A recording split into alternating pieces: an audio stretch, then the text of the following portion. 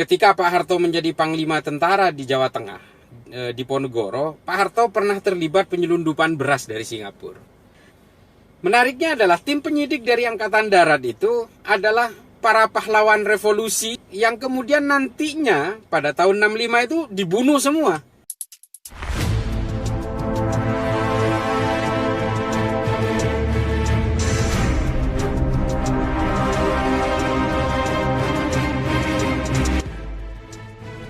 Assalamualaikum warahmatullahi wabarakatuh. Tentunya kita masih ingat siapapun yang pada dekade tahun 80-an hingga 90-an mengalami masa SD, SMP atau SMA. Waktu itu ada pelajaran namanya PSBB, Pendidikan Sejarah Perjuangan Bangsa. Namun apa yang kita dapatkan saat itu memang seperti halnya sejarah-sejarah yang lain, memang itu versi Orde Baru, tidak ada versi lainnya. Memang semua sejarah yang kita dapatkan dalam masa-masa sekolah ketika tahun 80-an hingga tahun 90-an itu adalah versi-versi Orde Baru.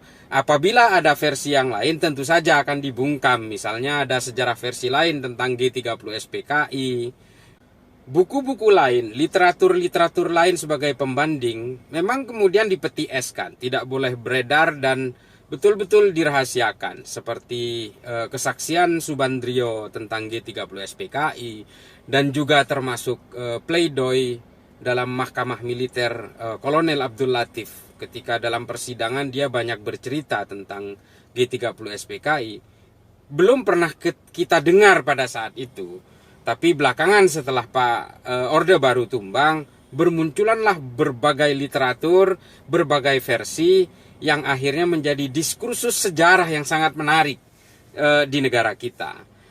Kisah ini menjadi sangat menarik karena pada akhirnya kisah ini kemudian dikutip oleh Cornell Paper dan juga dikutip oleh beberapa literatur sejarah lainnya yang ternyata mempunyai efek domino hingga kepada pergantian kekuasaan dari Pak Karno kepada Pak Harto. Jadi kisah itu diawali ketika Pak Harto menjadi Panglima Tentara di Ponorogo di Jawa Tengah. Kisah ini sebenarnya tentang perselisihannya dengan Jenderal Ahmad Yani. Ketika Pak Harto menjadi Panglima Tentara di Jawa Tengah, di Ponorogo, Pak Harto pernah terlibat penyelundupan beras dari Singapura. Menariknya adalah tim penyidik dari Angkatan Darat itu adalah para pahlawan revolusi yang kemudian nantinya pada tahun 65 itu dibunuh semua.